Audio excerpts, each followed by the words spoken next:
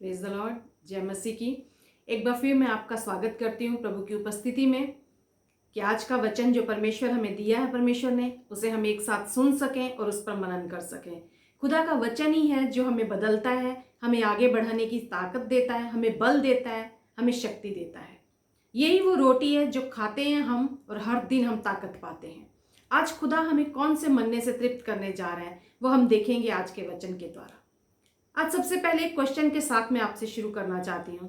क्या आप परमेश्वर से प्यार करते हैं या उसकी दी हुई चीज़ों से प्यार करते हैं? जो चीज़ वो दे रहा है हमें परमेश्वर, या जो चीज़ें उसने हमें दी हैं उनसे हम ज़्यादा प्यार करते हैं या हम परमेश्वर से प्यार करते हैं? आज ये बात हमें सोचने की ज़रूरत है, समझने की ज़रूरत है और हमें इस निष्कर्ष पर निकलना है। अपने जीवन में एक ये निष्कर्ष निकालना है कि हम किसकी और हमारा झुकाव ज़्यादा है, किससे हमारा प्यार ज़्यादा है।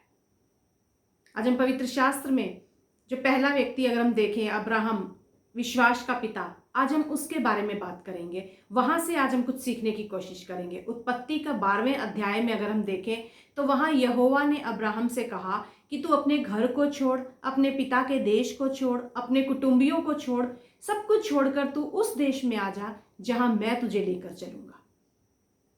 और अब्राहम ने जैसा उसे खुदा ने कहा उसने वैसा ही किया और वो सब कुछ छोड़कर उस परमेश्वर के पीछे हो लिया।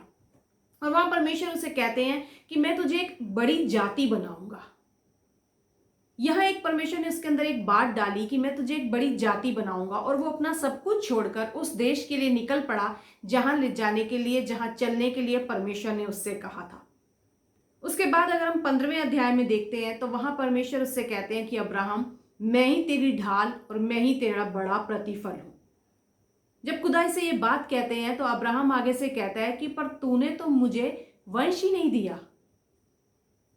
जब तूने मुझे वंश ही नहीं दिया, तूने मुझे कोई संतान ही नहीं दी, तो कैसे तू मेरा बड़ा प्रतिफल होगा प्रभु, और कैसे मैं एक बड़ी जाति मुझसे बनेगी? तो परमेश्वर उसे एक बात दिखाते हैं, उसे बाहर लेकर आते हैं। और उत्पत्ति 15:5 में अगर हम पढ़ें तो वहां लिखा हुआ है कि खुदा उसे बताते हैं कि कैसा होगा तेरा वंश। वो उसे कहते हैं, आकाश की ओर दृष्टि करके तारागण को गिन, क्या तू गिन सकता है? ऐसा तेरा वंश होगा। परमेश्वर ने ये बात उसके मन में डाली, ये एक सपना उसको दिखाया कि कैसा तेरा वंश होगा। आकाश के तारागण को गिन ले, क्या तू गिन सकता है? इतना ऐसा तेरा वंश होगा। अब अब्राहम अपना सब कुछ छोड़कर उस यहोवा की आवाज सुनकर उनके पीछे हो लिया। उसके बाद परमेश्वर ने उसे एक सपना दिया, एक वंश का, ऐसा वंश कि वो तारागण के समान होगा, तुझसे एक बड़ी जाति बनेगी, तू देशों का अधिकारी होगा, वो तेरा वंश। परमेश्वर ने ये सपना उसके अंदर डाला। उसके कुछ ही टाइम बाद अगर हम देखें उत्पत्ति 16 में तो वहां क्या होता है, वहां अब्राहम और सारा दोनों हैं। और सारा क्या कहती है? सारा अपने पति से कहती है कि मैं तो बूढ़ी हो चुकी हूं, और जो परमेश्वर ने बात कही है, ये जो सपना परमेश्वर ने दिया है, ये मेरे से तो अब नहीं पूरा हो सकता, क्योंकि मैं तो संतान उत्पन्न नहीं कर सकती। वो कहती है कि तू मेरी दासी हाजिरा के पास जा, अपने पति से कहती है, ताकि उससे एक संतान हो। परमेश्वर ने एक सपना उनके मन में डाला था कि मैं तुम्हारे वंश दूंगा, मैं तुम्हारे संतान को बढ़ाऊंगा, तुम्हें देशों का अधिकारी बनाऊंगा। यहां सारा और अब्राहम उस सपने के पीछे चलने लगे जो अब तक परमेश्वर के पीछे चल रहे थे। हम सबके जीवन में कई बार परमेश्वर हमें कुछ ऐसी बातें हमारे मन में डालते हैं, ऐसे सपने हमें दिखाते हैं, और परमेश्वर कई सपने दिखाते हैं और कई सपने ऐसे होते हैं जो हम खुद देखते हैं कि हमें लाइफ में कुछ करना है। हमें उन सपनों को अचीव करने की हमारे अंदर एक धुन, एक जील आ जाती है कि हमें एक टारगेट को पूरा करना है, हमें सपना पूरा करना है। और यहाँ ये सपना परमेश्वर ने उनको दिया, और सारा और अब्राहम क्या कर रहे हैं कि उस इंतजार करने की बजाय, उस परमेश्वर का इंतजार करने की बजाय कि जो सपना परमेश्वर ने दिया है उसकी बाट जोने की बजाय वो अपना एफर्ट इसमें लगाने लग गए। वो परमेश्वर को छोड़कर उस सपने के पीछे हो लिए कि हमें इसको पूरा करना है, हमें अपना बेस्ट इसमें देना है। वो अपनी कोशिश में उसमें लग गए और वो कहती है कि तू मेरी दासी के पास चला जा। अब तक जो परमेश्वर के पीछे चल रहे थे, परमेश्वर के ही द्वारा दिया गया सपना, अब वो उसके पीछे हो लिए, अब वो उस कार्य को पूरा करने में लग गए। कितनी बार हमारे जीवन में हम ऐसा करते हैं जब परमेश्वर हमें कोई बात बताते हैं, कोई बात हमारे मन में डालते हैं, कोई स्वप्न हमें दिखाते हैं, हम उस स्वप्न को पूरा करने की इच्छा में जुट जाते हैं। हम उसकी चाह में लग जाते हैं कि इसे हम कैसे पूरा करें, ये कैसे पूरा होगा। हम ये भूल जाते हैं कि जिस परमेश्वर ने हमें स्वप्न दिया है वो ही उसे पूरा करने की सामर्थ्य रखता है और वो अपने समय पर उसे पूरा करेगा। यहाँ सारा और अब्राहम उस मार्ग से भटक गए और वो सपने के पीछे हो लिए और वो ये देखने लगे कि हम इसमें क्या करें, हम कैसे अपना एफर्ट डालें, कैसे अपना उत्तम दें ताकि हम इस कार्य को पूरा कर सकें। और क्या होता है, हम सब जानते हैं कि हाजिरा से इश्माइल उत्पन्न होता है। अब्राहम का तो वो पुत्र है, लेकिन परमेश्वर के वायदे के अनुसार, परमेश्वर के स्वप्न के अनुसार वो स्वप्ने का बेटा नहीं है, वो उनका वंश नहीं है। बहुत बार अक्सर हम ऐसा करते हैं अपने जीवन में, हम अपनी चाह, अपनी मर्जी, अपनी इच्छा उन बातों में डालने की कोशिश करते हैं जो परमेश्वर के कार्य हैं, जो परमेश्वर ने हमारे जीवन में पूरे होने के लिए रखी हैं। जबकि परमेश्वर कहते हैं कि उन सपनों के पीछे मत भागो, मेरे पीछे भागो। परमेश्वर का वचन कहता है कि तुम मेरे पीछे हो लो। यदि जो कोई मेरे पीछे आना चाहे तो वो अपने आप का इनकार करे। अपने आप का इनकार मतलब अपनी मर्जी, अपनी इच्छा, अपनी योजनाएं, अपने मैं का इनकार करना है और सिर्फ उस परमेश्वर के पीछे चलना है। जो बातें, जो सपने परमेश्वर ने दिए हैं वो भी उन्हें वो ही पूरा करेगा। हमें उसमें काम करने की जरूरत नहीं है, हमें सिर्फ इंतजार करना है। हमें बाट जोनी है परमेश्वर के समय की। और बाट जोना ऐसा नहीं है कि हमें बाट जोनी है तो हमें कुछ नहीं करना, नहीं, हमें शारीरिक तौर पर कुछ नहीं करना, लेकिन आत्मिक रीति से हमें एक्टिव रहना है। उसके लिए दुआएं करनी है, परमेश्वर का चेहरा निहारना है, परमेश्वर पर भरोसा रखना है कि परमेश्वर उस कार्य को पूरा करेगा। अपना मैं हमें इनकार करना है, अपने आप का इनकार करना है, अपनी मर्जी, अपनी इच्छाओं का इनकार करना है। जब खुदा ये कहता है कि मेरे पीछे हो लो, इसका क्या मतलब है? मेरे पीछे हो लो मतलब जहां कहीं मैं तुम्हें लेकर जाऊं। हम चाहते हैं जो परमेश्वर ने बात कही है वो चमत्कार हमारे जीवन में उसी समय हो जाए। समस्या में कोई नहीं जाना चाहता, लेकिन चमत्कार सब पाना चाहते हैं। लेकिन समस्या से निकलकर बाहर आना ही सबसे बड़ा चमत्कार है। चमत्कार आप तभी अपने जीवन में देख पाते हैं जब आप समस्या से बाहर आते हैं। और जब परमेश्वर कहता है मेरे पीछे हो लो, तो परमेश्वर के पीछे हो लेने का मतलब है कि चाहे जहां मर्जी वो लेकर जाए, चाहे पहाड़ पर ले जाए, चाहे तराई में ले जाए, चाहे आग में ले जाए, चाहे शेरों की मांद में लेकर जाए, चाहे तूफान के बीच में ले जाए या अंधकार से भरी हुई तराई में लेकर जाए, हमें सिर्फ उसके पीछे हो लेना है। दाऊद कहता है चाहे मैं घोर अंधकार से भरी हुई तराई में से होकर गुजरूं तो भी हानि से ना डरूंगा। क्यों? क्योंकि हमें पता है हमारी अगुवाई करने वाला परमेश्वर हमारे आगे आगे चल रहा है। और वो कहता है मैं तुम्हारे मार्ग के सारे उबड़ खाबड़ मार्गों को समतल कर दूंगा। इस कदर उस परमेश्वर के पीछे हो लो, उन सपनों के पीछे नहीं। यहां वो अपने मार्ग से भटक गए और कितनी परेशानियां उन्होंने झेली। परमेश्वर कहते हैं कि जो ये बेटा, जो इश्माइल है, ये बनेले गधे के समान होगा। इसका हाथ दूसरों के विरुद्ध उठेगा और दूसरों का हाथ इसके विरुद्ध उठेगा। जब हम अपना मैं डालते हैं, जब हम अपनी कोशिश डालते हैं, अपना एफर्ट जब हम लगाते हैं, सिर्फ हम परेशानियों में ही घिर जाते हैं, हम राह भटक जाते हैं। उसके बाद क्या होता है? वो स्वप्न पूरा हुआ, इसहाक उनके जीवन में आया, लेकिन उसके बीच में फिर एक घटना घट जाती है। यहां जब परमेश्वर का दूत आकर उसे कहता है कि अगले साल तुम्हारे घर बेटा होगा, तो सारा क्या करती है? सारा हंसती है। कई बार परमेश्वर आपके जीवन में ऐसी बातें, ऐसे स्वप्न लाकर आपके सामने रखने की कोशिश करते हैं, ऐसी बात आपके मन में डालते हैं जिसे लोग तो नहीं, आप खुद ही उस पर हंसने लगते हैं। आपको लगता है मेरे जीवन में क्या ये हो सकता है, या मेरे हालात ऐसे हैं क्या, ये मेरे जीवन में ऐसा हो सकता है। अगर कोई हंसे तो ठीक है, लेकिन हमें अपना एटीट्यूड ऐसा नहीं रखना कि क्या होगा, देखते हैं क्या होगा, होगा भी कि नहीं होगा। हमें अपना भरोसा उस परमेश्वर के ऊपर टिकाना है जिसने वो सपना दिया है, वो उसको पूरा करने की सामर्थ्य रखता है। उसके पीछे आप हो ले, उस खुदा के पीछे हो ले। इसीलिए दाऊद कहता है, बहुत ही अद्भुत वचन है जो दाऊद कहता है। अगर हम देखें भजन संहिता 27 के 13वें वचन में, तो वहां वो कहता है यदि मुझे विश्वास ना होता कि जीवितों की पृथ्वी पर यहोवा की भलाई को देखूंगा तो मैं मूर्छित हो जाता।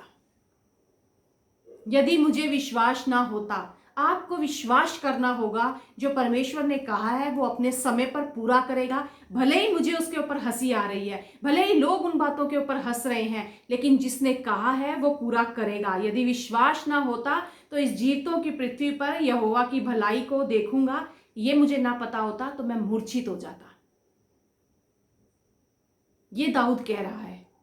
हमें इस खुदा की बाट जोनी है, उन सपनों के लिए, उन जो परमेश्वर ने दिए हैं, और सिर्फ उसके पीछे हो लो। सपनों के नहीं, सपने जिसने दिए हैं वो पूरा करेगा।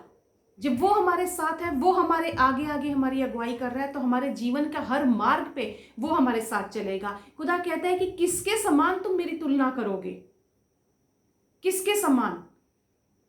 कोई ऐसा नहीं है कि जहां तुम्हें लगे कि हाँ ये मेरे समान तुम्हारा कार्य तुम्हारे जीवन में कर सकता है। खुदा कहता है जो मेरी बातें हैं, क्योंकि मेरी और तुम्हारी गति में, मेरे और तुम्हारे सोच विचारों में आकाश और पृथ्वी का अंतर है। हम सोचते हैं कि नहीं इस काम को हम कर लेंगे, नहीं, खुदा कहता है कौन कर सकता है? किसके समान तुम मेरी तुलना करोगे?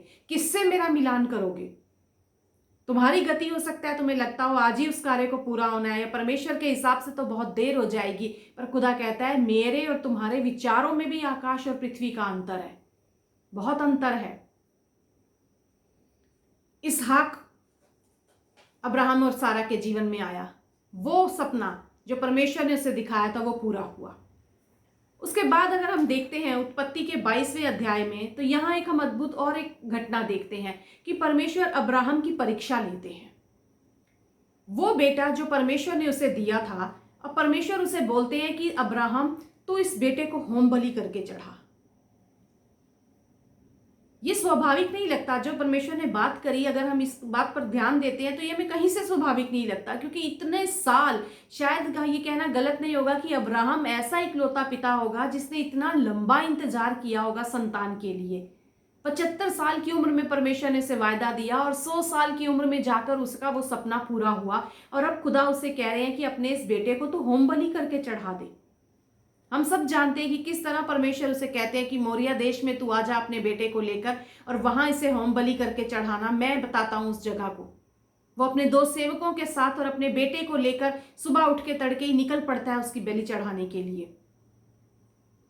क्यों परमेश्वर ने यहां पर लिखा गया है कि परमेश्वर उसके विश्वास को परखते हैं? क्यों परमेश्वर उसके विश्वास को परखते हैं? और क्यों विश्वासियों का, या हम कहें एक स्ट्रांग विश्वासियों का विश्वास परखा जाता है? आम बात है ये, आपका और मेरा, कई बार हमारे जीवन में हमारा विश्वास परखा जाता है और हमारे ही ये शब्द होते हैं कि क्यों मेरे साथ ऐसा हो रहा है। मैं तो प्रभु में बहुत अच्छे से बाइबल पढ़ता हूँ, प्रभु की प्रार्थना करता हूँ, मैं तो सच्चाई से, खराई से चलता हूँ, फिर क्यों मेरे साथ ही ये समस्याएं हो रही है? क्यों मैं ही परेशानियों में पड़ रहा हूँ? क्यों मेरे ही जीवन में बीमारी आ रही है? आज इसका जवाब हम यही देखते हैं कि क्यों विश्वास परखा जाता है।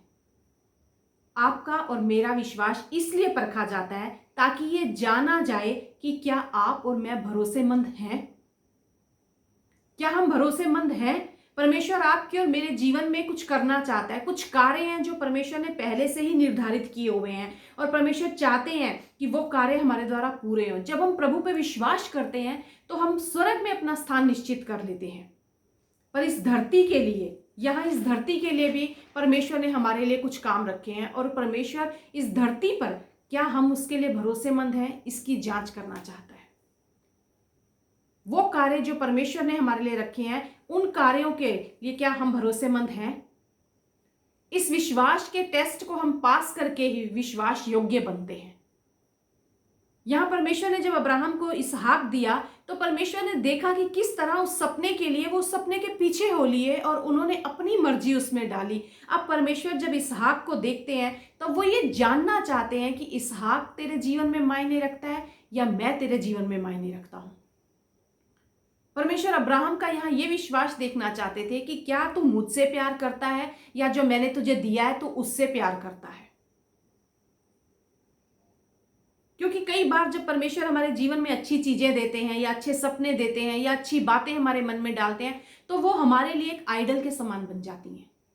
हम परमेश्वर को पीछे कर देते हैं और वो चीजें हमारे जीवन में उससे आगे आ जाती हैं। हम उन्हीं के पीछे हो लेते हैं, हम उन्हीं की सेवा में लग जाते हैं कि हमें बस यही हासिल करना है, हमें बस यही चाहिए। बहुत सी चीजें परमेश्वर ने हमारे जीवन में अच्छी दी होंगी। आपको अच्छी पत्नी दी होगी, अच्छे बच्चे दिए होंगे, अच्छी जॉब, अच्छी चर्च, अच्छी सेवकाई, सब कुछ परमेश्वर ने आपको दिया होगा। लेकिन परमेश्वर कहते हैं कि ये सब कुछ अच्छा है, लेकिन परमेश्वर नहीं है तुम्हारे लिए। तुम्हारा परमेश्वर मैं ही हूं, कोई और मेरी जगह नहीं ले सकता। आपकी जॉब गुड हो सकती है पर गॉड नहीं हो सकती आपके लिए। आपके बच्चे गुड होंगे आपके लिए पर वो गॉड नहीं है। परमेश्वर का स्थान कोई नहीं ले सकता। इसीलिए खुदा कहते हैं कि किसके समान मेरी तुलना करोगे। मैं ही हूं जो तुम्हें जन्म से लिए फिरता आया हूं। मैं ही हूं जो बुढ़ापे तक तुम्हारे साथ वैसा ही बना रहूंगा। मैं ही हूं जो तुम्हें लिए चलता हूं। मैं ही हूं जो तुम्हें उठाए रखता हूं, और मैं ही हूं जो तुम्हें छुड़ाए भी रखता हूं, और आगे भी छुड़ाता रहूंगा। किससे मेरी तुलना दोगे? अच्छी है ये सारी चीजें जो तुमने पाया है मुझसे, या जो तुम भविष्य में पाओगे, सब कुछ अच्छा है। वो सपने जो मैं तुम्हें देता हूं, जो आशीषें मैं तुम्हें देता हूं, अच्छी बातें जो मैं तुम्हारे मन में डालता हूं, सब कुछ अच्छा है। लेकिन उनके पीछे मत हो लो, मेरे पीछे चलो। परमेश्वर मैं ही हूं, प्रथम स्थान पर मैं ही हूं। मेरे समान किसकी तुलना तुम करोगे? किससे मेरा मिलान करोगे तुम? और अब्राहम क्या करता है? अब्राहम जब वहां अपने बेटे को लेकर जाता है, अगर हम पढ़े वचन में 22वें उत्पत्ति के 22वें अध्याय का 10वां वचन, तो वहां अब्राहम अपने बेटे को लेकर जाता है, और फिर अब्राहम ने हाथ बढ़ाकर छुरी को ले लिया कि अपने पुत्र को बलि करे। वो छुरी उठा लेता है कि अब मैं उसका बलिदान करूंगा, अब मैं बलि करूंगा उसकी। 11वां वचन कहता है, तब यहोवा के दूत ने स्वर्ग से उसको पुकार के कहा, हे अब्राहम, हे अब्राहम। उसने कहा, देख मैं यहां हूं। 12वां वचन कहता है आगे, उसने कहा, यहोवा ने, परमेश्वर ने उससे कहा, उस लड़के पर हाथ मत बढ़ा और ना उससे कुछ कर, क्योंकि तूने जो मुझसे अपने पुत्र वरन अपने इकलौते पुत्र को भी नहीं रख छोड़ा, इससे मैं जान गया हूं कि तू परमेश्वर का भय मानता है। परमेश्वर ने उसका वहां परखा, उसकी परीक्षा की, और अब्राहम वहां सफल निकला। परमेश्वर खुद कहते हैं कि मैं जान गया हूं कि अब तूने मेरे लिए अपने इस पुत्र को भी नहीं रख छोड़ा, तूने उसको भी बलिदान करने के लिए तू तैयार हो गया। इससे मैं जान गया हूं कि तू मेरा भय मानता है। मैं जान गया हूं कि आशीष भले ही मैंने तुझे दी है, तुझे प्यारी है, एक बार तू भटक गया था इसके लिए, तो इस सपने को पूरे करने के लिए तुमने अपना एफर्ट डाला, लेकिन आज मैं जान गया हूं कि तू मुझसे ही प्यार करता है। तेरी आशीष से ज्यादा तू मुझको चाहता है, तू मेरा भय मानता है। आज खुदा इस वचन के द्वारा हमसे यही बात करना चाह रहे हैं, यही हमें कहना चाह रहे हैं कि ऐसी जो चीजें मुझसे आगे तुमने रख ली हैं, उन्हें होम बलि चढ़ा दो मेरे लिए। मुझे अपने जीवन में प्रथम स्थान पर दो, मुझे प्यार करो, मेरे पीछे हो लो, मेरा भय मानो, उस खुदा के पीछे हो लो। और उसके बाद अगर हम देखें उत्पत्ति के 22वें अध्याय का 17वां वचन, तो परमेश्वर से वह क्या कहते हैं? कहते हैं, इस कारण मैं निश्चय तुझे आशीष दूंगा। जो ये काम तूने किया है ना, जो परमेश्वर के प्रति तूने प्यार दिखाया है, जो तूने आज्ञाकारिता निभाई है, जो तू विश्वास योग्य निकला है, जो तू भरोसेमंद निकला है, इस कारण मैं निश्चय तुझे आशीष दूंगा, और निश्चय तेरे वंश को आकाश के तारागण और समुद्र के तीर की बालू के किनकों के समान अनगिनत करूंगा। सपना तो परमेश्वर उसे पहले भी दे चुके थे, पर यहां फिर उसे खुदा कहते हैं, निश्चय मैं तुझे, श्योरली मैं तुझे आशीष दूंगा। अब नहीं ये टल सकती, क्योंकि तू मेरा भय मानता है, तूने अपने जीवन में मुझे प्रथम स्थान पर रखा है, तू मेरे पीछे चला है। खुदा से बढ़कर हमारे जीवन में कुछ और हो ही नहीं सकता। सपने भी वही परमेश्वर देता है, बातें भी वही हमारे मन में डालता है, हमारे जीवन के हर कार्य को पूरा करने की सामर्थ्य उस खुदा के पीछे है। कई बार हम अपना रास्ता भटक जाते हैं, हम उन सपनों के पीछे हो लेते हैं, हमें हालात ऐसे नजर आते हैं कि शायद ये देरी हो रही है इसमें, या कब होगा, या हम इस योग्य नहीं है, हम उसमें अपना एफर्ट डालने लगते हैं। पर आज खुदा कह रहा है, जो मैंने दिया है उसे मैं ही पूरा करूंगा, जिसकी शुरुआत मैंने की है उसका अंत मैं ही करूंगा। तुम सिर्फ मेरे पीछे हो लो, जहां मैं तुम्हें लेकर चलूं वहां तुम चलो, सिर्फ मेरे पीछे हो लो। आज खुदा आपसे और मुझसे बात कर रहा है। आशीषें मैंने तुम्हें दी हैं, आगे के लिए भी मैंने तुम्हारे जीवन में आशीषें रखी हैं। बहुत से सपने मैंने तुम्हें दिखाए होंगे, उन सपनों को थाम कर चलो, लेकिन उन सपनों के पीछे मत हो लो, यीशु के पीछे चलो, ताकि हर सपना आपके जीवन में पूरा हो। इसलिए खुदा कहता है, अपने आप का इनकार करो, मेरे पीछे हो लो और अपने आप का इनकार करो। आइए हम दुआ करें कि खुदा इस वचन के द्वारा आज जो आपने हमसे बात की है, हम अपने आप का इनकार करके आपके पीछे हो लें। आइए हम दुआ करें। सामर्थी परमेश्वर, धन्यवाद देते हैं खुदा कि आपके वचन के द्वारा प्रभु यीशु हर दिन आप हमें चिताते हैं प्रभु यीशु। हर दिन आप हमें जागृत करते हैं खुदा कि हम जान पाए प्रभु कौन हमारे जीवन में प्रथम स्थान पर रहे प्रभु जी। ये आशीषें अच्छी हैं पिता परमेश्वर, लेकिन आपके योग्य नहीं प्रभु जी, आपसे बढ़कर नहीं पिता परमेश्वर। आप ही हमारे जीवन में प्रथम स्थान पर है प्रभु यीशु। केवल आप ही योग्य हैं पवित्रता के प्रभु यीशु, आप ही योग्य हैं स्तुति और महिमा के प्रभु यीशु। ये अच्छी हैं प्रभु यीशु, ये आशीषें अच्छी हैं पिता परमेश्वर, लेकिन खुदा आप इनसे बढ़कर हैं हमारे जीवन में प्रभु जी। होने दे पिता परमेश्वर, हम सिर्फ आपके पीछे हो लें प्रभु यीशु और अपने आप का इनकार करें प्रभु जी। हमारी मर्जी, हमारी इच्छा, हमारी योजनाएं प्रभु यीशु, हम उन्हें आपके हाथों में सौंपते हैं खुदाबंद यीशु। चाहते तो हम बहुत कुछ है प्रभु, लेकिन हम ये दुआ करते हैं खुदा कि आपकी इच्छा हमारे जीवन में पूरी होने पाए प्रभु यीशु। धन्यवाद देते हैं खुदाबंद यीशु, सामर्थी नाम को हम धन्यवाद देते हैं पिता कि आपके द्वारा आज हम चलाए जाते हैं प्रभु। आपके द्वारा आज प्रभु यीशु हमें आप अगुवाई करते हैं पिता परमेश्वर, और हम आपके पीछे, आपकी भेड़ें आपका आवाज सुनकर चलना चाहती हैं। मदद कर खुदा, अपना अनुग्रह हम पर रख पिता। धन्यवाद देते हैं, यीशु के नाम से इस दुआ को मांगते हैं, आमीन।